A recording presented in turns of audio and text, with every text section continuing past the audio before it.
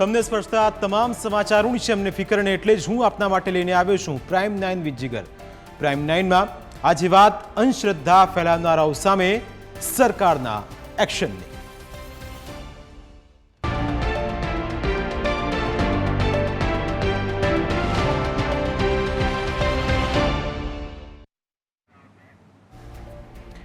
અંધશ્રદ્ધાના ભૂતને ભગાડવા સરકાર આવી છે એક્શનમાં।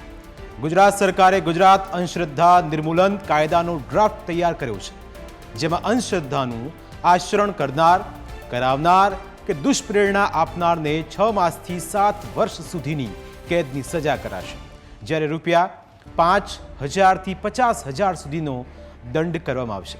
આ બિનજામીનપાત્ર ગુનો ગણાશે, પણ શું આ દૂષણ ખરેખર દૂર થશે? શું ફક્ત સરકારના ડ્રાફ્ટથી કામ થશે કે પછી લોકોએ પણ જાગૃત થવું જરૂરી છે? આજની આ ચર્ચામાં અમારી સાથે જોડાશે એડવોકેટ સોનલ જોશી, યોગી દેવનાથ બાપુ, પ્રવક્તા સનાતન ધર્મ સંસ્થાન, અને પિયુષ જાદુગર, રેશનાલિસ્ટ। આપ તમામનું સ્વાગત છે। બેન, સૌથી પહેલો સવાલ આપને કે હવે એક કાયદો આવવા જઈ રહ્યો છે અને એનો ડ્રાફ્ટ તૈયાર થશે, અને આ ડ્રાફ્ટથી આપને લાગે છે કે જે સમાજની અંદર આ અંધશ્રદ્ધાનું દૂષણ જે ફેલાયું છે એ દૂર થશે?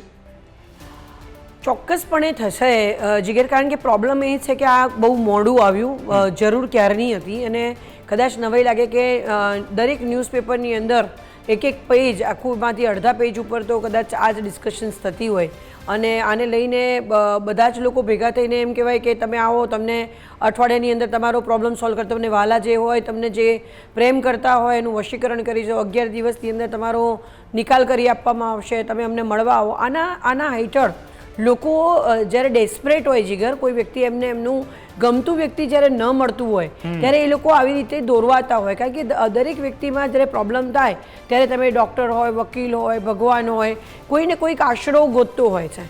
અને એ આશરા હેઠળ મારી પાસે 3 થી 4 કેસીસ મેં ડીલ કરેલા છે કે જેની અંદર એવું હતું કે પોતે ભૂવી હતી અને ભૂવીએ એની પાસેથી લોન લેવડાવીને વિધિ માટેની એ જે દીકરી હતી એને કોકના ઘરમાં ચોરી સુધી કરાવી, અને એના ભાઈ લોકો એના આવ્યા હતા, અને કદાચ એક ભણેલી ગણેલી 2 દીકરીઓ ઇન્વોલ્વ હતી, ને એમની ઉપર FIR પણ થઈ હતી કારણ કે એમને ચોરી કરી હતી। અને જ્યારે ખબર પડી ત્યારે એવું થયું કે એને જે ઘરમાં શાંતિ આવે, એના મમ્મીને કેન્સર હતું એ મટી જાય, એમાં એને છુપાઈને આ બધું કામ કરેલું।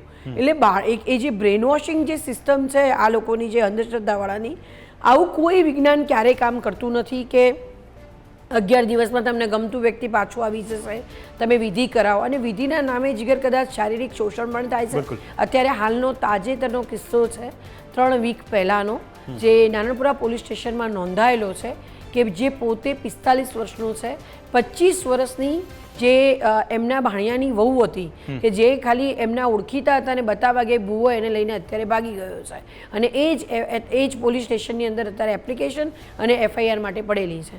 એમાં આ જ બ્રેન વોશિંગનું જ છે।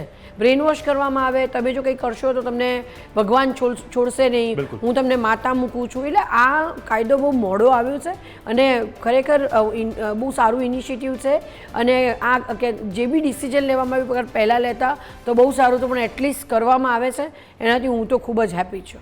બિલકુલ, દેવનાથ બાપુ પણ આપણી સાથે જોડાયા છે। બાપુ, આપનું સ્વાગત છે। સૌથી પહેલો સવાલ બાપુ એ કે જે રીતે દૂષણ એક ફેલાઈ રહ્યું છે સમાજમાં, કારણ કે તમે દોરા ધાગા કરાવડાવો, તમે નારિયેળ ઉતાવળાવો માથેથી, સોનલબેન, બરાબર ને?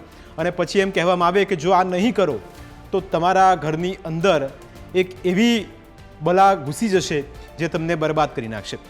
બાપુ, આપને લાગે છે કે મોડું તો મોડું, પણ એક કડક આ એક દાખલો બેસાડવા માટે જે ડ્રાફ્ટ તૈયાર કરવામાં આવ્યો છે સરકાર દ્વારા, એનાથી સમાજની અંદર સુધારણા આવશે?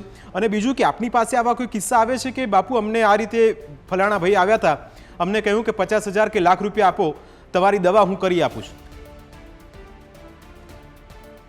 જગત ચોક્કસ કાયદો આવે છે, એનો સ્વાગત યોગ્ય છે, અને ધર્મને અધર્મ કેવો એ પણ પાપ છે ને અધર્મને ધર્મ કેવો એ પણ પાપ હોય છે। અને આપે જેમ કીધું કે આવે છે, ચોક્કસ એવા કોઈ બી રોગી હોય, કોઈ પીડિત હોય, અને એને તમે ગમે ત્યાં ભેદ બતાવો તો એ વિચાર ત્યાં ભાગીને જવાનો છે, તો એને લાગે કે મારા આથી ઠીક થઈ જાય, આથી ઠીક જાય, તો આપણે જોઈએ છીએ ઘણા ધર્મના નામે બહુ મોટા મોટા ધંધા ચલાવતા હોય છે મોટા નાના તો કરતા હોય તો ઘણા મોટા મંચો ઉપરથી આપણે જોતા હોઈએ છીએ, મોટા મંચો ઉપરથી આવો બધો ધતિંગ કરતા હોય છે. અને આ ધતિંગ રોકવા માટે જરૂરી છે. અને એમાં ધર્મ નામની કોઈ ચીજ નથી હોતી. અને ધર્મ કેવો એ જ સત્ય છે. એટલે આ કાયદો લાવે છે, મને લાગે છે સ્વાગત યોગ્ય છે. પરંતુ આમાં કેવી રીતે સુનિશ્ચિત કરાવશે કે આ પાખંડી છે કે નહીં, એ પણ થોડી તકલીફ. કાયદો આવે છે એ યોગ્ય છે, બિલકુલ એનું હું સ્વાગત કરું છું. પણ થોડી ત્યાં તકલીફ પડવાની છે કે સત્ય છે કે અસત્ય છે, એને કેવી રીતે કરવાનું છે. આપણે જોયા હશે મોટી જગ્યાએ મોટા મંચો ઉપરથી ધૂણતા હોય છે, ભાઈ તમારે આમ કરી દેશે ને અમને માતાજી આવી ગયા છે, તમારે માતાજી ઠીક કરી દેશે ને ફલાણો કરી દેશે. અને વિશેષ કરી સનાતન ધર્મ તો બહુ જ મોટો આ હાલતો છે. આવા બધા સનાતન ધર્મને બદનામ કરતા હોય છે. તો મારું માનવું છે કે આવે છે, ચોક્કસ આવે છે. અને આવો કાયદો જરૂરી પણ છે. પણ સાથે એ પણ એક જોવાનું રહેશે કે સુનિશ્ચિત કેવી રીતે કરવામાં આવશે કે આ પાખંડી છે કે નહીં. કોઈ એક્ઝામ્પલ, દાખલા તરીકે વ્યક્તિ જાની કોઈ મારેથી એની નથી બરોબર લાગતી તો હું જઈને એ વ્યક્તિ મારા ઉપર કેસ કરે, અથવા તો હું કોકને ઉપર જાય કહું ભાઈ મારા સાથે છેતરપિંડીનો કામ થયો છે. તો એ સુનિશ્ચિત કરવાનો થોડો તકલીફ પડશે. પણ મને લાગે છે કાયદો સારો છે. જીગર બિલકુલ. બાપુ, બીજો એ સવાલ એ કે જે રીતે હવે લોકોએ પણ સતર્ક અહીં થવું પડશે, કારણ કે સોનલબેન પણ વાત કરતા હતા કે કોઈને પ્રેમમાં એને નિષ્ફળતા મળે છે તો એ સીધું બીજા કોઈ પાસે જતું નથી, એ સીધા એ મૌલવી પાસે અથવા તો એ વ્યક્તિ પાસે જાય છે, અથવા તો એ ભુવા પાસે જાય છે કે જેને એ કહે છે કે તું આ દોરો બાંધી લે, તારું કામ થઈ જશે. પણ અહીં બાપુ આપને લાગે છે કે લોકોએ પણ સતર્ક રહેવું પડશે, કારણ કે સતર્કતા જ આવા ધુતારાઓથી લોકોને બચાવી શકે. ચોક્કસ જીગર, લોક જાગૃતિ જરૂરી છે. મને લાગે છે લોકોની અંદર અગર જાગૃતિ હોય તો આ કાયદા લાવવાની જરૂર જ ન પડી હોય છે. આપણો સમાજ, આપણી સોસાયટી કેવી છે? આપણી સોસાયટી કાયદો છે કે ભાઈ હેલ્મેટ પહેરવાનો મારા માટે એ સુરક્ષિત છે. કોઈ પોલીસ વાળો કદાચ કોઈ સિક્યુરિટી વાળો ઉભો છે, હું મરી ગયો તો એને કોઈ વાંધો નથી, એના કોઈ પાસે તકલીફ નથી પડે. કાયદો છે મારા જીવ બચાવવા માટે, મારી સુરક્ષા માટે હેલ્મેટ છે. પણ પોલીસ વાળા એને જયારે દંડ કરે ત્યારે પહેરવામાં આવતો હોય તો આપણી સમાજ છે, આપણી જો સોસાયટી છે, એક એને પોતાને પણ જાગવું જરૂરી છે કે હું ક્યાં ગેરરાસ્તે ન જાઉં, મારે ધર્મને હું ક્યાં અધર્મ ના કહું. કોઈ બી ધર્મ છો, આપ જો સનાતન ધર્મ છે અને પણ ઘણા બધા ધર્મો હોય છે. આપ જો તો ધૂણતા હોય છે, આપણે વિડીયો જોતા હોઈએ કે ભાઈ તારા માટે આ કર્યો એટલે હવે તું ઠીક થઈ જવાનો છો, ફલાણો છે ને એટલા પૈસા મૂકી દે. એટલે લોકોને અંદર અવેરનેસ આવી જરૂરી છે. બિલકુલ. સુંદરબેન, સવાલ મારો એ કે આપ અનેક કેસ અત્યાર સુધી આપે લડ્યા છે, આવા કેસીસ આવતા હોય છે કે ફલાણા વ્યક્તિ હતા, તેમણે એવું કીધું કે આ પૈસા આપી દો, તમારું કામ થઈ જશે. પછી જ્યારે તકનો લાભ લઈને મોટું એક કૌભાંડ કરીને આવા ધુતારાઓ જતા રહે ને પછી જે વ્યક્તિ હોય એ આપની આગળ રડે કે મારાથી બેન ભૂલ થઈ ગઈ, હવે મને આમાંથી બચાવો. શું આવા કેસમાં સફળતા મળતી હોય છે ખરી? અગર જો ફેમિલીનો સપોર્ટ હોય અને જ્યારે મા બાપ અથવા તો ભાઈઓ, જે મેં પહેલાં કીધું એ ભાઈઓનો સપોર્ટ હતો ને એ દીકરીને કાઢવામાં સફળ થયા, પરંતુ ક્યાંક ને ક્યાંક જે માનસિક અસર થઈને જે ડેમેજ, ફાઇનાન્શિયલી જે ડેમેજ થવાનું હતું અને સામાજિક રીતે, કારણ કે જે રીતે એમને ઘરમાંથી પૈસા ચોર્યા અને એ બધું વાત ત્યાં સુધી બરોબર હતી, પરંતુ જ્યારે કોઈ બીજા જગ્યા ઉપર જઈને એમને પૈસાની ચોરી કરીને જે કેસ થયો અને એ કેસ હજી પણ પેન્ડિંગ છે અને કદાચ એવું કહી શકાય કે એક એ જે દીકરી હતી એ ખૂબ જ આગળ પડતા એડવોકેટની દીકરી હતી, જે જોડે એને પણ દોરવામાં આવી હતી. એટલે આ જે ઘટના બની છે એ કદાચ નિંદનીય છે. હવે એમાંથી બહાર નીકળવું એ ફેમિલી માટે અને ફેમિલીના સપોર્ટથી બહાર આવો, પરંતુ ત્યાં સુધી બહુ મોડું થઈ ગયું હોય છે જીગર. શારીરિક શોષણ કરવું અથવા તો જે આ ડર છે, કદાચ તમને લાગે છે એક અને જેમ મારા જેવું કહે છે, જે વાત કરી બાપુએ કે આનું સાચા ખોટાનું કેવી રીતે, તો સાચા ખોટાની અંદર કદાચ અત્યારે તો નવો ટ્રેન્ડ નીકળ્યો છે. થોડી વાર કોઈ માતાજીનું કામ કરતું હોય તો તરત કે હું આખોટો મારું છું, હું ભુવાજી થઈ ગયું. બધા એકબીજાને ભુવાજીના નામથી, પર્ટિક્યુલર કોમનું નામ નહીં દેવાય, બધા એકબીજાને ભુવાજીનું નામથી બોલાવવા માંડતા. હા ભુવાજી બોલો, શું કરીશું, કેટલા દાણા નાખું, આટલા દાણા આવ્યા કે નહીં, આટલા દાણા. એટલે આ જે વસ્તુઓ છે એ બિલકુલ અયોગ્ય છે. આવી રીતે ક્યારેય હોતું નથી ને આની રીતે વાતમાં આમાં એવું હોય છે કે એક પર્ટિક્યુલર હોર્મોનનો સ્ત્રાવ થતો હોય છે જીગર, કે જ્યારે તમને પબ્લિક ક્યારે તમને આવીને ઝૂકે.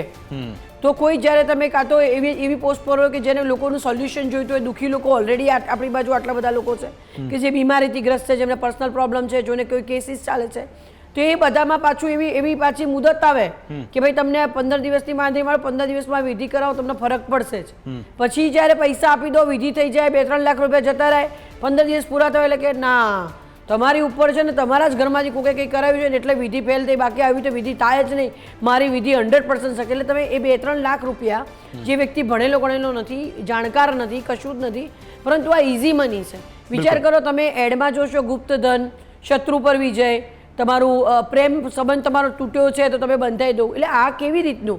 પછી એક ડીંગલીઓ બનાવવામાં આવે છે, એની ઉપર નામ લખવામાં આવે, એની પર વિધિ કરવામાં આવે, એ બંનેને પાછળ જોડે બાંધવામાં આવે, પછી દાટવામાં આવે અને એવું કહેવામાં આવે કે જો તમારી પત્ની અથવા તો પોતાની પત્નીને મારી નાખવા માટેની બી વિધિ કરાવવામાં આવે કે ભાઈ આ મરી જશે એટલે તું તારી પ્રેમિકા જોડે રહી શકીશ. આ બધા જ ખેલ કરે. આ બધું કેવું હોય કે એકદમ સેટિસ્ફેક્ટરી હોય કે જ્યારે કોઈ વ્યક્તિને એની પત્નીથી છૂટું થઈને એની પ્રેમિકા જોડે લગ્ન કરવા છે, જ્યારે પત્નીની ડીંગલી બનાવીને એને મારીને એવું બધું કરવામાં આવે એટલે પેલાને એમ 100% થાય કે ભાઈ હવે તો આ ગઈ. એટલે એટલી હદે એ સાયકોલોજીકલ ઇફેક્ટ કરે કે એને મારે ને એને બાંધે એને દાટે, એટલે રિયલમાં પછી મર્ડર સુધી એ વ્યક્તિ જતો રહેતો હોય છે. એટલે આ જ એક વસ્તુ છે જીગર. આના માટે સાયકોલોજીકલી એનાલિસિસ અથવા તો આ લોકોનો પોલિગ્રાફી કેસ અથવા તો એક આવી એક વસ્તુનું એક સર્જન થવું ખૂબ જરૂરી છે. આ ખરેખર આ સરકારે ખૂબ સારું ઇનિશિયેટિવ લીધું છે અને આ બધું જ આખા ભારતભરની અંદર આ એકદમ સ્ટ્રિક્ટ ધોરણે લાગુ થવું જોઈએ. અને તમે પૂજા ભક્તિ કરો, ફોરેનમાં પણ છે અને બધી જગ્યા ઉપર છે, જાઓ તમે. જે સાચું છે ભક્તિ આધ્યાત્મ એ ખૂબ જ સારી વસ્તુ છે, જે તમને પાપ કરતા અથવા તો ખોટું કામ કરતા તમને બચાવે છે. પણ અંધશ્રદ્ધા તરફ દોરી જતા કોઈ પણ વસ્તુ હોય તો જીગર એ બિલકુલ અયોગ્ય છે અને આ વસ્તુઓને વખોડી કાઢવું જોઈએ. છાપા ભરીને આ લોકોની જાહેરાતો આવતી હોય છે અને અમુક ચેનલો ઉપર તો નીચે પટ્ટીઓ દોડતી હોય છે કે ભાઈ તમે આવો, તમે આ નંબર છે તાત્કાલિક ધોરણ. હવે જે વ્યક્તિ કોન્સ્ટન્ટ ટીવી એડવર્ટાઇઝમેન્ટ જેવું છે, તમને કોન્સ્ટન્ટલી કોઈ ખાવાનું બતાય કરશે તો તમને એ જગ્યાએ જવાની ઈચ્છા થશે. નીચે પટ્ટી દોડાઈ કરો કે તમારા ઘરમાં કંઈ પણ પ્રોબ્લેમ હોય, ઘરનો ગૃહ કલેશ હોય, કલેશ બધાના ઘરમાં હોય છે. પેલો માણસ જશે એટલે જોવાના 100 રૂપિયા, વિધિ કરાવવાના 1.5 લાખ અથવા તો 50,000, એવી રીતેની વાત હોય છે.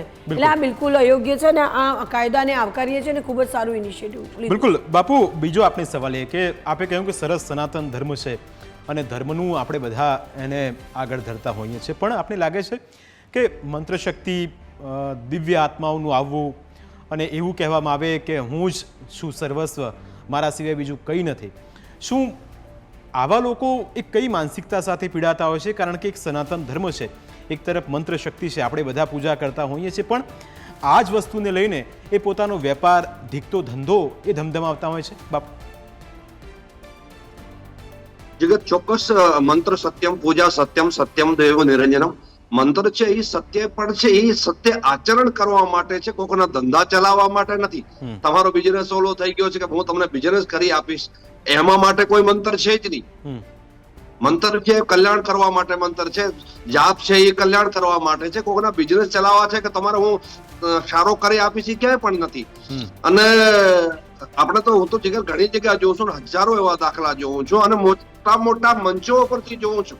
બિલકુલ દુનિયા મોટી ને પાઘડી પહેરાવતા હોય છે અને એ નથિંગ કરતા હોય છે. ઢોંગ હોય, ઢોંગ સિવાય કોઈ નથી હોતો એની પાસે. કોઈ એને ધર્મની તો કોઈ જ્ઞાની નથી, ધર્મની શું વ્યાખ્યા છે એમને કઈ ખબર નથી હોતી. પણ સમાજ શું છે, પોતાનો એને એક આભો એવડો મોટો બનાવી લીધો છે કે ભાઈ આ સર્વશ્રેષ્ઠ ને પૂજનીય છે ને માનનીય છે. હકીકતમાં હોતો કઈ નથી. અને એની જો વાતો હોય છે એમાં કોઈ લોજિક નથી હોતો, બિલકુલ ઢોંગ સિવાય કઈ નથી હોતો. અરે જીગર, મેં તો એવા જોયા છે, આ બધા એવા ઢોંગી લોકોએ હજારો ઘર તોડાવી દીધા. બેન કહેતા એ વાત હું બિલકુલ 100% સહમત છું. ભાઈને કહી દેતો કે તારા ભાઈ તારા ઉપર કઈ કર્યો છે. હવે વિચારે કઈ કર્યો હોય કે ના કર્યો હોય, તારા બાપાએ તારા માટે કર્યો છે, તારી પત્ની તારા માટે કર્યો છે, એવા હજારો ઘરો તૂટી જતા હોય છે. આખી જિંદગી બધી ભેગા બેસીને કોઈ વાત ન કરતા એટલા બધા સંબંધો ખરાબ થઈ ગયા છે. તો મંત્ર છે ચોક્કસ એ કલ્યાણ માટે છે, પણ આ કોઈ કોકરા પોતાના બિઝનેસ ચલાવવા માટે એવું કઈ મંત્ર છે નહીં. ઈશ્વર છે એ આત્માનો કલ્યાણ છે, કોઈ બિઝનેસ કરવા માટે કે તમને ઈશ્વરને હું તમને ઈશ્વરને મળાવી દઉં એવું ક્યાંય પણ નથી. બિલકુલ છે ચોક્કસ પોતાના જીવને કલ્યાણ માટે છે.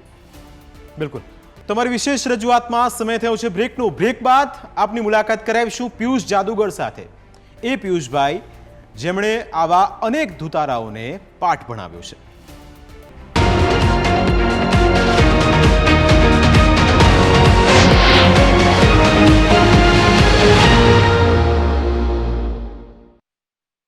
બ્રેક બાદ આપનું સ્વાગત છે. પિયુષભાઈ, સ્વાગત છે. રેશનાલિસ્ટ તરીકે આપણી પાસે અનેક એવા કિસ્સાઓ આવતા હશે. મારે એ સમજવું છે પિયુષભાઈ કે ખરેખર આ લોકો જે હાથમાં કંકુ આવી જાય, અચાનક આમ કરીને દોરો આવી જાય અને આમ કરીને કપડું આવી જાય લાલ કલરનું, ખરેખર આ લોકોની માનસિકતા એ પ્રકારની હોય છે કે પછી આ ખરેખર એક પ્રકારનું એક મેજિક હોય છે, બ્લેક મેજિક, કે જેને કારણે લોકો અભિભૂત થઈ જાય?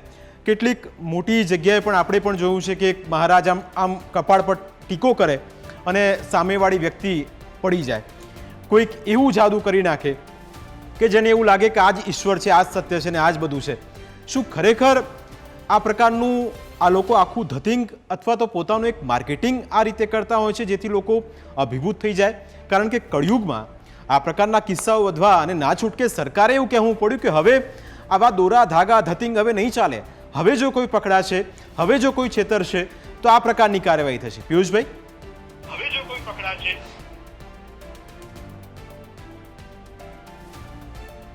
હવે આપે કીધું એમ જે કંકુ ને બધું નીકળે છે એ બધી એક જાદુઈ ટ્રીક છે.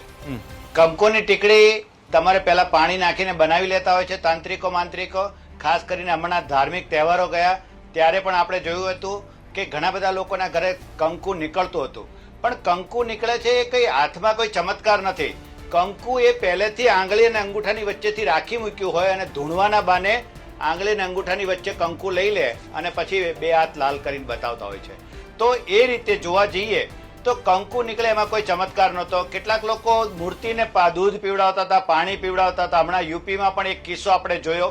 તો આ બધી વસ્તુ એવી છે કે જે પુષ્ઠતાણનો નિયમ છે. પુષ્ઠતાણમાં એવું છે કે મોટી મૂર્તિ હોય કે મોટું પથ્થરની મૂર્તિ હોય, લાકડાની મૂર્તિ હોય તો એને પોતાની તરફ ખેંચે છે અને એ પુષ્ઠતાણ વિજ્ઞાનનો એક નિયમ છે. માટે એ પોતાની તરફ પાણી ખેંચતું હોય છે, દૂધ ખેંચતું હોય છે. પણ આપણને એવું લાગે છે કે મેં ઉપવાસ કર્યો છે એટલે માતાજી મને દર્શન આપે છે અને મારા હાથે આ ચમચી ભરેલું દૂધ કે પાણી પી જાય છે. હકીકતમાં એવો કોઈ ચમત્કાર નથી. મારા પિતાજીનું 1 કરોડનું ઇનામ હતું. આજ સુધી કોઈ વ્યક્તિ એ ઇનામ જીત્યું નથી. કોઈ ચમત્કારી દોરા ધાગા કરવા વાળો કે ધૂણાવવા વાળો પણ અમારી પાસે આવ્યો પણ અમને ધૂણાવી શક્યો નથી. અમારા શરીરમાં ભૂત નાખી શક્યો નથી. અમે કાળી ચૌદસે ભૂત શોધવા માટે જતા હતા જમાલપુર શમશાનમાં અને દર વર્ષે ત્યાં રાત્રે 12 વાગે તૈયાર થઈને મારી પત્ની સોળે શણગાર સજીને ત્યાં જાય અને આજા આજા ગીત ગાય તો પણ ક્યારેય કોઈ ભૂત એમને વળગ્યું નથી અને એ ભૂત ક્યારેય દેખાણું નથી. તો આના અનુસંધાને અમે સ્પષ્ટપણે જણાવીએ છીએ કે આવી કોઈ વિદ્યા હોતી નથી, જ્યોતિષ વિદ્યા હોતી નથી, કોઈ પણ ભૂત પ્રેત હોતું નથી અને ખાસ કરીને કોઈ ચમત્કાર બનતો નથી. ચમત્કાર જે આપણને દેખાય છે એ વિજ્ઞાનનો એક નિયમ હોય છે જે આપણે જાણતા નથી પણ વૈજ્ઞાનિકો પાસે આપણે જઈએ છીએ ત્યારે એ આપણને જાણ થાય છે. તો અમે આવા બનાવો ગુજરાતમાં બહુ બનવા માંડ્યા. ખાસ કરીને નાના બાળકોને પણ ડામ દેવામાં આવતો હતો અને ભગવાનના નામે, દોરા ધાગાના નામે એ ડામ આપીને કે હવે સારું થઈ જશે અને એ લોકોને દવાખાને પણ લઈ જવા નતા દેતા. જે બીમારી હતી એ બીમારી દૂર કરવા માટે ડોક્ટરો પાસે જવું જોઈએ પણ આ અંધશ્રદ્ધાળુ લોકોને ભુવાઓ પોતાની પાસે બોલાવી ડામ આપતા હતા. કેટલાકને બાળકો ન થતા હોય બહેનોને તો એવું કહેવામાં આવતું હતું કે કોઈ પણ તમારા પાડોશીનો કે સંબંધીનો બાળક લઈ આવો અને એની બલિ ચડાવો તો તમને બાળક થશે. કેટલાકનો પતિ ના બોલાવતો હોય, સાસુ અરે ઝઘડા ચાલતા હોય તો એમના માટે પણ વિદ્યા અજમાવીને એમ કહેવામાં આવતું હતું કે હું મારી મોહિની વિદ્યાથી તમારી તરફેણમાં તમારી સાસુ અને પતિ આવશે, તમારો પ્રેમી તમને બોલાવશે. એવી બધી વિધય કરવાના બાને આ બધી કાર્યવાહી કરતા હતા. તો આ જે વસ્તુ ચાલી રહી હતી એ અંધશ્રદ્ધા છે. લોકોની શ્રદ્ધા સાથે અમારે કોઈ લેવા દેવા નથી. શ્રદ્ધા મહાન છે. ભગવાનને તમે માનતા હોય તો અમને વાંધો નથી પણ ભગવાનના નામે, ધર્મના નામે જે કેટલાક લોકો દોરા ધાગા કરીને, ડામ આપીને, બલિ ચડાવીને જે લોકોને છેતરતા હતા અને લોકોની અસ્મિતા લૂંટતા હતા એ લોકો સામે અમે વારંવાર ધરણાઓ કર્યા છે, એને પકડાવ્યા છે, પોલીસ સ્ટેશનમાં કેસ બિલકુલ. કર્યા છે અને સરકારને દર વર્ષે પિયુષભાઈ, એ સમજવું છે મારે, આવેદનપત્ર આપતા પેલા આવ્યા છીએ, કેટલાક- અપીલ કરતા આવ્યા છીએ પિયુષભાઈ. કે તમે આના બાબતે કોઈ કાયદો કરો. બિલકુલ, મારે એ સમજવું છે કેટલાક સોનલબેન કેટલાક પેલા એવા ભૂવા હોય છે જેમને દારૂ જોઈએ, કેટલાક એવા હોય છે જેમને સિગરેટ વગર ન ચાલે. પિયુષભાઈ, એ સમજવું છે, બાપુ આપ પણ સાંભળતા હશો, મારે એ સમજવું છે પિયુષભાઈ કે ખરેખર આવું બધું હોય છે કે જે આવે એની અંદર, શરીરની અંદર પ્રવેશ કરે કોઈ આત્મા, એ એવું કહેતા હોય છે. હકીકત શું છે અમને ખબર નથી, કદાચ તમે વધારેથી નજીકથી જોયું હશે, પણ શું ખરેખર એ દારૂ પીવાથી, એ સિગરેટના ધુમાડા ઉડાડવાથી કે પછી એવા ધુમાડા કરીને શું આ એક મેસેજ આ લોકો કન્વે કરતા હોય છે અને પોતાની એક આખી જાળ બિછાવતા હોય છે? પિયુષભાઈ,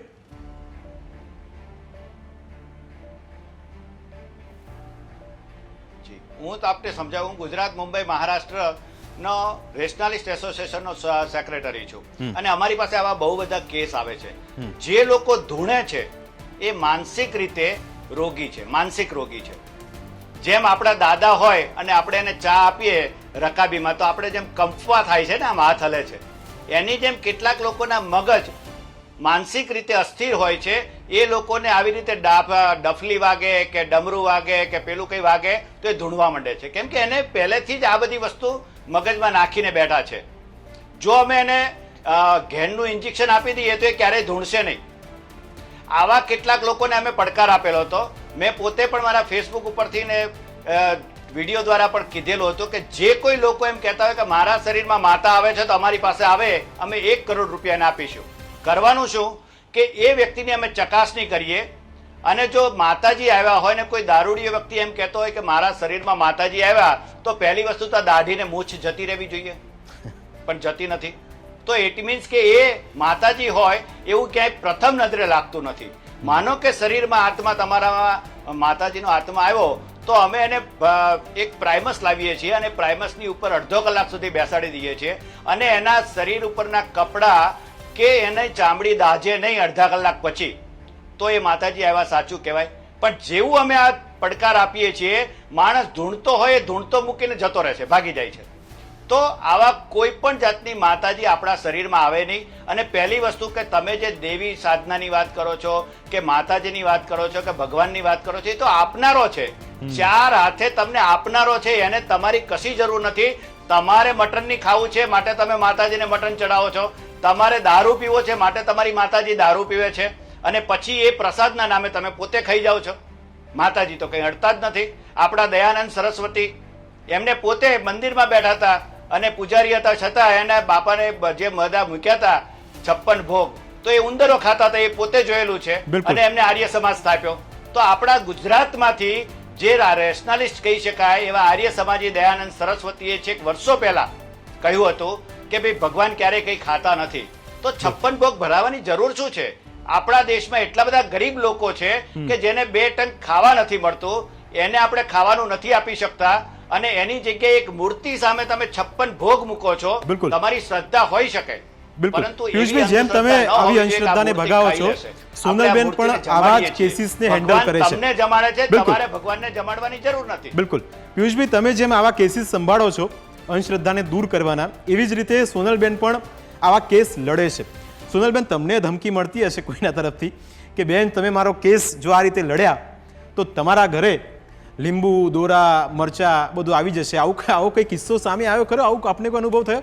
આવી રીતે પહેલાં બહુ થતું હતું કે જ્યારે અમે લોકો મેટ્રિમોનિયલ કેસીસને એવું બધું લડતા હોઈએ, એટલે જ્યારે કદાચ એવું લાગે ત્યારે મારા મધરનું ઘર હતું, ફ્લેટમાં હતું, તો નીચે લીંબુ કાપીને અંદર બધું ભરીને મૂકી દે અને કહે કે ભાઈ તમે આજે તો કોર્ટમાં નહીં જઈ શકો. અને મેં તમને અત્યારે કીધું કે મારી પાસે અત્યારે 2 વીક પહેલાં જ અત્યારે વાડજ પોલીસ સ્ટેશનમાં જે ગુનો નોંધાયો છે કે જે ભુવાજી છે એ જ પોતે ભાણિયાની પત્ની લઈને ભાગી ગયા છે અને એને એવું કીધું છે કે જો તું મને છોડીને જઈશ તો તું બરબાદ થઈ જઈશ.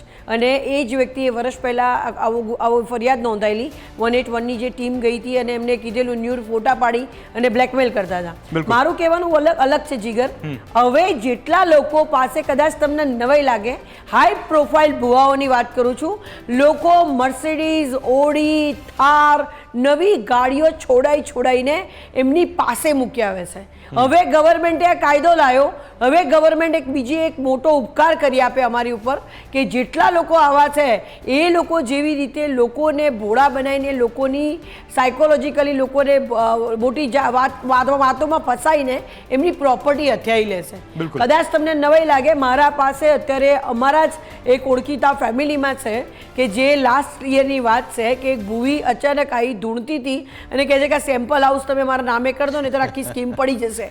એટલે પછી એનો ફોન આવ્યો છોકરીનો કે મારા પપ્પા સમજતા નથી, એના પપ્પાને કોલોન કેન્સર હતું. મેં કીધું જો સ્કીમ પડી જતી હોય તો અત્યારે બધા પ્લેટો પડી જાય, પણ કશું લખી આપશો નહીં, તમે પોલીસ બોલાવી લો. એટલે આ અત્યારે હાલ નવું એક આઈબી અથવા તો ઇન્કમટેક્સ ડિપાર્ટમેન્ટે રેડ કરવી જોઈએ. કહેવાતા અમુક લોકો છે જે સ્પેશિયલી બહુ જ છે, એમની પાસે ગાડીઓના કાફલા હોય છે ને લોકોની ગાડીઓ ત્યાં રાખે છે ને લઈ જાય છે. બિલકુલ. એટલે હવે સજાગ થવાની જરૂર આપણે બધાની છે, કારણ કે જે લોકો આવી જાળમાં એકવાર ફસાઈ જાય છે એટલે પછી એમનો ખેલ શરૂ થઈ જાય છે. યોગી દેવનાથ બાપુ, આપ અમારી સાથે જોડા, આપનો આભાર. પિયુષભાઈ આપ અને સોનલભાઈ આપ તમામનો આભાર આ ચર્ચામાં જોડાયા. તમારી વિશેષ રજૂઆતમાં અત્યારે બસ આટલું જ. ફરી મળીશું આપને સ્પર્શતા મુદ્દા સાથે. ત્યાં સુધી રજા આપશો. નમસ્કાર.